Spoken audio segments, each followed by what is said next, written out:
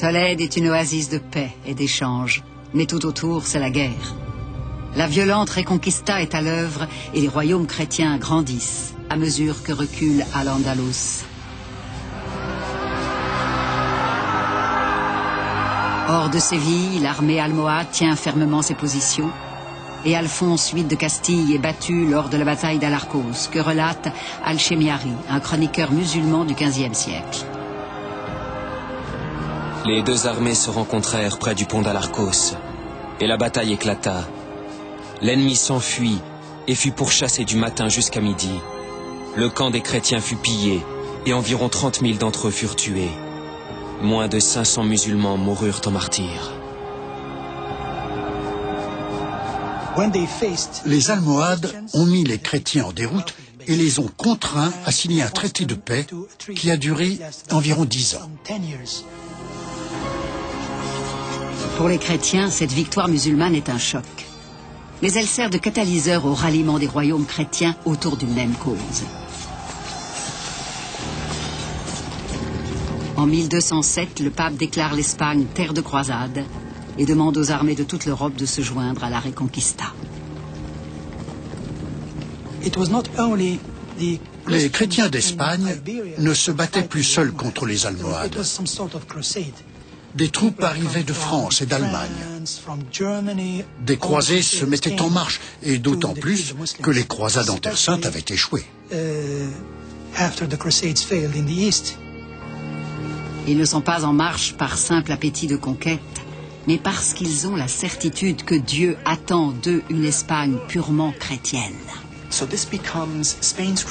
Cette guerre est devenue une croisade et un pape a même signifié aux chevaliers espagnols qu'ils ne devaient pas partir en Terre Sainte. Ils devaient d'abord libérer leur propre territoire.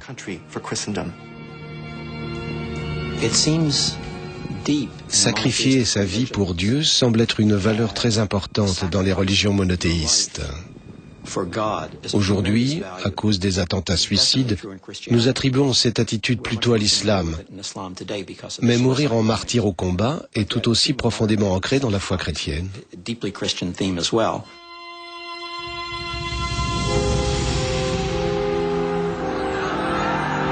Menée par Alphonse VIII, la nouvelle armée emporte contre les Almohades la bataille décisive de Las Navas de Tolosa.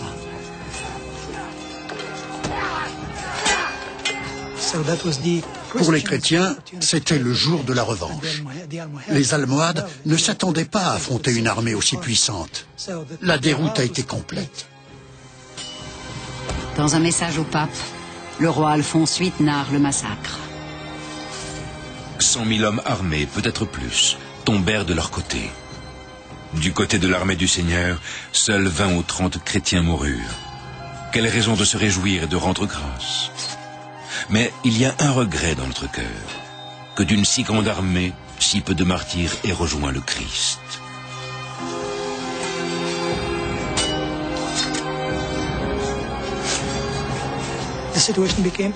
La situation des musulmans était désespérée. Les chrétiens prenaient les villes, les unes après les autres. La défaite de Las Navas de Tolosa met un terme à la domination almohade sur l'Espagne musulmane. C'est le début de la fin pour Al-Andalus.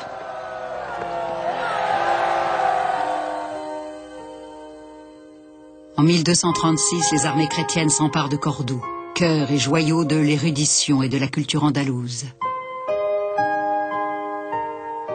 Les musulmans ne sont plus en mesure d'empêcher la conquête chrétienne.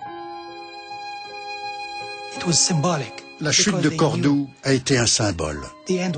Chaque musulman savait que c'était la fin. Plus personne ne pouvait leur venir en aide. Il n'y avait plus aucun espoir.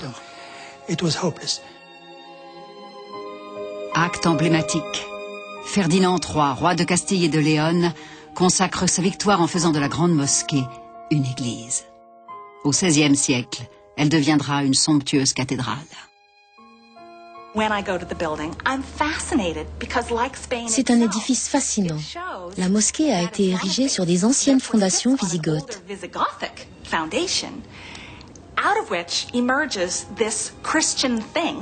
Puis elle est devenue une cathédrale catholique.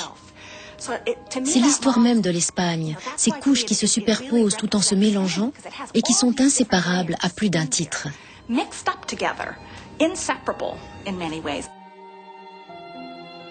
Là où les mosquées sont devenues des églises, on ne voit désormais que des cloches et des croix. Là même les mihrables pleurent et pourtant ils sont de pierre. Là même les chairs gémissent et pourtant elles sont de bois.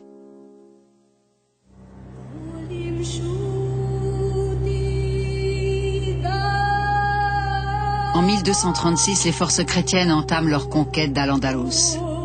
Les villes tombées deviennent autant de seuils par lesquels le savoir des musulmans et des juifs se répand dans l'Europe chrétienne, frayant ainsi la voie à la Renaissance. Presque toute la péninsule ibérique est désormais chrétienne, mais la culture d'Al-Andalus reste vivante. Après Cordoue, les villes de Murcie, Jaén et Séville tombent l'une après l'autre aux mains des chrétiens. Seule la pointe sud de l'Espagne reste aux mains des Berbères. En 1238, à Grenade, la dernière grande ville du territoire islamique, Muhammad ibn Nasser réussit à fonder un État musulman indépendant. Grenade était le siège des Nasrides, la seule dynastie berbère ayant survécu à l'assaut des chrétiens quand toutes les autres avaient cédé. C'est ainsi qu'elle est devenue capitale du dernier royaume islamique d'Espagne. Protégée par une imposante chaîne montagneuse, la région développe activement son économie basée sur la production de la soie et le travail des tissus. Grenade impressionnait par son habileté. Personnellement, je reste surpris de voir que ce royaume ait pu survivre 200 ans après l'effondrement de la domination musulmane. Il est évident que les Nasrides étaient de vrais maîtres dans l'art de survivre. Au XIIIe et XIVe siècle, Grenade a sûrement été un endroit passionnant, que vous y soyez chrétien, juif ou musulman. En regard de la taille de la ville, sa population était importante, car de nombreux musulmans venus des autres régions de la péninsule s'y étaient installés. Tant que Grenade peut préserver son indépendance, elle reste le seul refuge pour tous les musulmans qui fuient le nouveau royaume chrétien. Ils doivent à présent recommencer une nouvelle vie. Nombre d'entre eux viennent de Séville. En 1248, une armée chrétienne s'est brutalement emparée de la ville, et tous les musulmans en ont été chassés, ne gardant avec eux que les seuls effets qu'ils pouvaient porter dans leurs bras. Les royaumes chrétiens gagnent du terrain. La Castille se réserve les fleurons d'Al-Andalus. Séville et les terres fertiles longeant le Guadalquivir. Le sud, avec ses richesses, est totalement envahi. Où est Cordoue, patrie sans égale des sciences et des lettrés? Où est Séville, source de tant de délices, comme sa rivière, source de vie? C'étaient les colonnes du pays. Cependant, les colonnes ont disparu, et le pays n'est plus. Al-Andalus appartient désormais au passé. Les rois très chrétiens y érigent de nouveaux édifices, installent de nouveaux habitants. Les anciens sont maintenant des étrangers dans leur propre ville. Seuls quelques artisans de choix ont le droit de rester. Les tuiliers, les charpentiers, les tailleurs de pierre et les stucateurs étaient très recherchés. Ils représentaient tous les corps de métier du bâtiment. Les nouveaux maîtres ne voulaient pas se passer de leur talent. Ils savaient que le savoir-faire de ces hommes leur serait précieux.